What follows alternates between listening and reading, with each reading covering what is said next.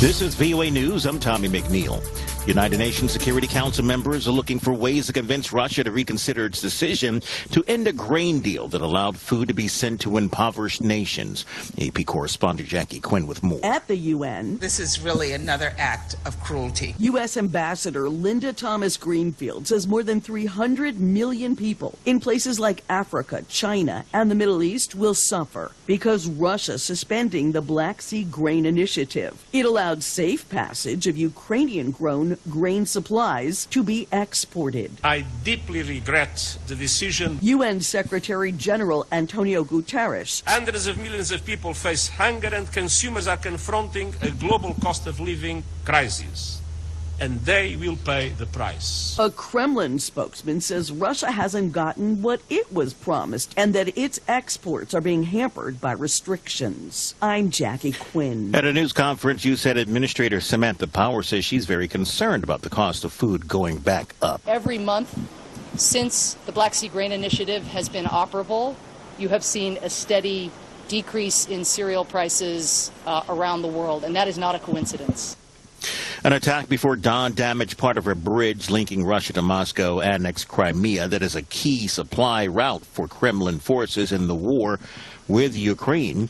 The strike Monday has forced the span's temporary closure for a second time in less than a year. 2 people were killed and their daughter injured. Vehicle traffic on the Kerch Bridge came to a standstill while rail traffic across the 19-kilometer span was halted for about 6 hours. Russian President Vladimir Putin ordered increased security at that bridge, repeating a call he made in October 2022 when the span was severely damaged by an explosion that Moscow also blamed on Kyiv. This is VOA News. Italian health authorities are intensifying heat warnings as southern Europe enters a brutally hot week and while wildfires hit Greece. AP correspondent Charles de Ledesma. The Health Ministry has issued 10 recommendations to protect elderly people, the sick and pets from the heat. Officials are urging people to stay indoors during the hottest hours, drink at least half a gallon of water a day and refrain from strenuous exercise at peak daylight times. The mercury in Rome is reaching 102 degrees Fahrenheit this afternoon. Italy's capital is expected to be even hotter on Tuesday. Meanwhile, authorities in Greece have issued precautionary evacuation orders at several seaside areas south of Athens as a mountain wildfire moves toward the sea, while a second large wildfire also broke out in a wooded area west of Athens. I'm Charles de Ledesma. And as the western U.S. bakes under a heat wave with temperatures over 100 degrees, the southeast will get hit next. AP correspondent Julie Walker. National Weather Service meteorologist Josh Weiss says 83 million people from California to Mississippi are under heat warnings and advisories, and that number will increase through the week. We're looking at high temperatures that will be in the 110s across the parts of the desert southwest through the middle of the week, and then high temperatures above 100 degrees that will be stretching as far east as Texas, Louisiana, and even maybe Mississippi by the end of the week. Weiss says if that seems hot, your parked car can get up to 140 degrees. You can make cookies in a car on a really hot day because it gets so hot in these enclosed spaces. And he says the Weather Service has done it as a way to warn against leaving children or pets in cars. I'm Julie Walker. Dozens of followers of Pakistan's former prime minister and top opposition leader Imran Khan have quit his party to launch their own ahead of parliamentary elections expected later in the year. The dramatic development described as political rebellion within Khan's Pakistan's Tehreek-e-Insaf party came 2 months after violent protests shook the country in early May. Khan's followers, angered over his arrest in connection with a graft case, rioted for days, attacking public and military installations.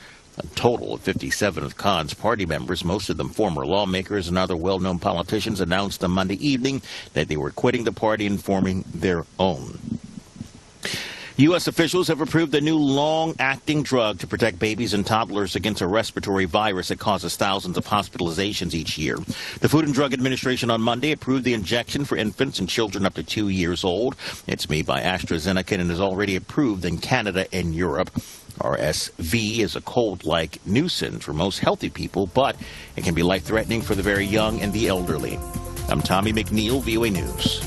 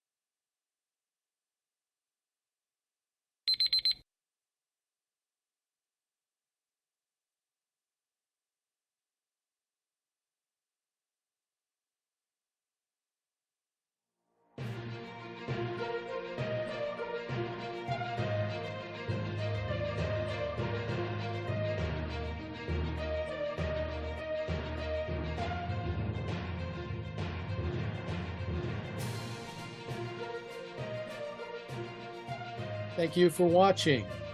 Can you do me a favor? Please leave a comment in the comment section below. That would really help. Thank you, and see you again soon.